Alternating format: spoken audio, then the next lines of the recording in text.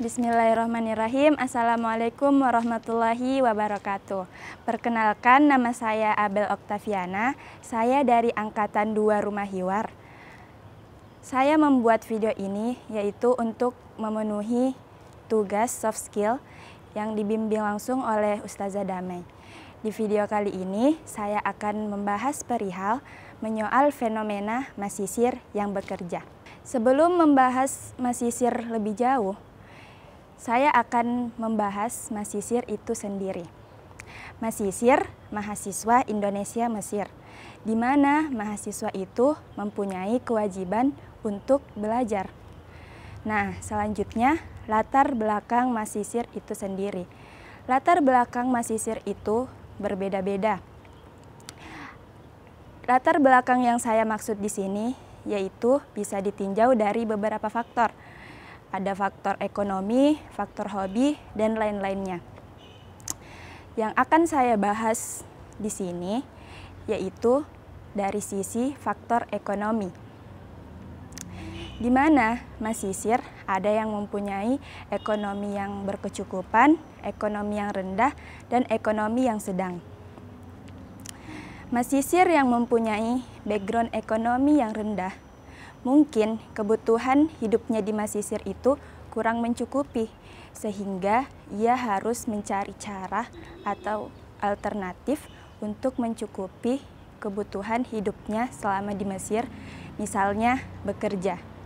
Berbeda dengan masisir yang mempunyai ekonomi yang berkecukupan, sehingga ia mungkin saja tidak memerlukan yang namanya pekerjaan.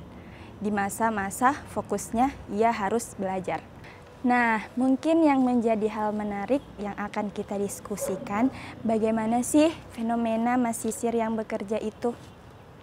Menurut saya pribadi, masisir yang bekerja mungkin bisa kita lihat atau pertimbangkan dari latar belakang masisir itu sendiri. Kalau masisir itu betul-betul butuh dengan pekerjaannya, kita tidak bisa menjudge buruk terhadap masisir yang bekerja.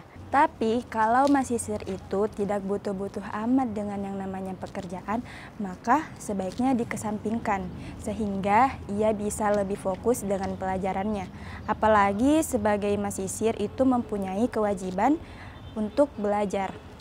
Hal ini menjadi keliru kalau masisir itu memprioritaskan yang namanya pekerjaan. Kecuali kalau masisir itu betul-betul butuh dengan pekerjaan, sehingga menjadikan pekerjaan sebagai prioritas itu menjadi persoalan yang layak dan kembali lagi ke diri masing-masing masisir itu. Lagi-lagi sebagai seorang pekerja yaitu kembali ke dalam diri masing-masing. Bagaimana menentukan prioritasnya di dalam sebuah identitas sebagai seorang masisir, yaitu belajar dan bekerja. Bagaimana dua hal besar ini bisa ia prioritaskan di dalam dirinya. Nah, kalau memang masisir ini berasal dari background ekonomi yang rendah, sehingga ia harus bekerja, maka dengan catatan belajarnya itu tidak dikesampingkan.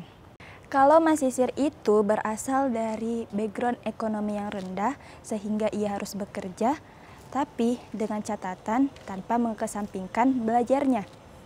Karena ia juga mempunyai kewajiban sebagai seorang mahasiswa dan secara otomatis itu juga menjadi kebutuhannya. Maka dari itu solusi yang bisa saya berikan yaitu sebagai seorang masisir kita bisa memanajemen prioritas dan memanajemen waktu. Ketika kita sudah menemukan prioritas kita, maka selanjutnya kita memanajemen waktu kita. Terima kasih, mungkin hanya itu dari saya. Saya Abel Oktaviana. Assalamualaikum warahmatullahi wabarakatuh.